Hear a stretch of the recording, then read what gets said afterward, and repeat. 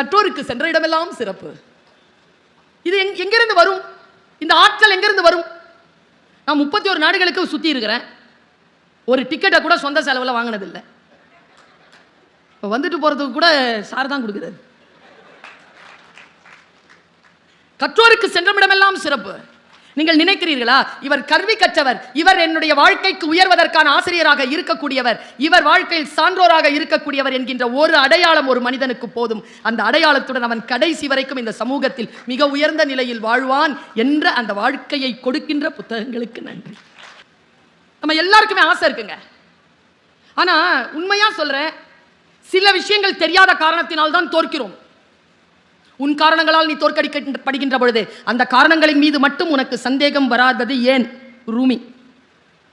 காம்ப்ளிகேட்டடா இருக்கும் சொல்றதுக்கு, புரிஞ்சுக்கோங்க. உன் காரணங்களால் நீ தோற்கடிக்கப்படும் பொழுது அந்த காரணங்களின் மீது மட்டும் உனக்கு சந்தேகம் வராதது ஏன்? ரூமி. பாருங்க, எனக்கு என் காரணங்களால் தான் நான் தோற்கடிக்கப்படுகிறேன்.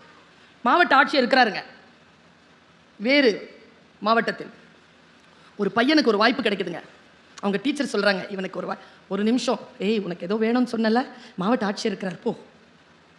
மாவட்ட ஆட்சியர்கிட்ட போனாங்க. அவன் நிற்கிறாங்க, அவனுக்கு ஐ கான்டாக்ட் வரவே இல்லைங்க.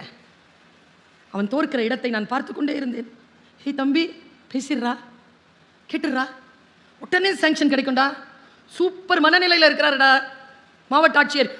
ஆயிரக்கணக்கில் மக்கள், மாணவர்கள் வெற்றி பெறுகின்ற நிகழ்ச்சியில் நின்று கொண்டு இருக்கிறார். சொல்லுண்ணா. அவனுக்கு ஐ கான்டாக்டே வரல. அப்படியே நின்றுட்டு ஏதோ சொல்ல வந்தான் பாருங்க. அவன் ஃபோன் அடிச்சிருச்சு, மொபைல்.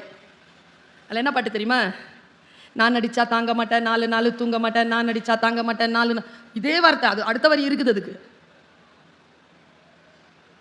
அவன் மிக்ஸ் பண்ணி போட்டிருக்காங்க. காப்பாற்றணும் கர்த்தரு, காப்பாற்றணும் கர்த்தருன்னு கத்துது.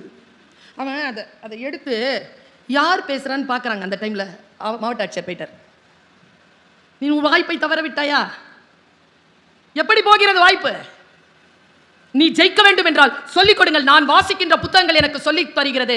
நீ முதல் நேரத்தில் ஏற்படுத்துகின்ற அந்த பாதிப்பை நீ 2வது முறை யாரிடத்திலும் எதிர்பார்க்கவே முடியாது.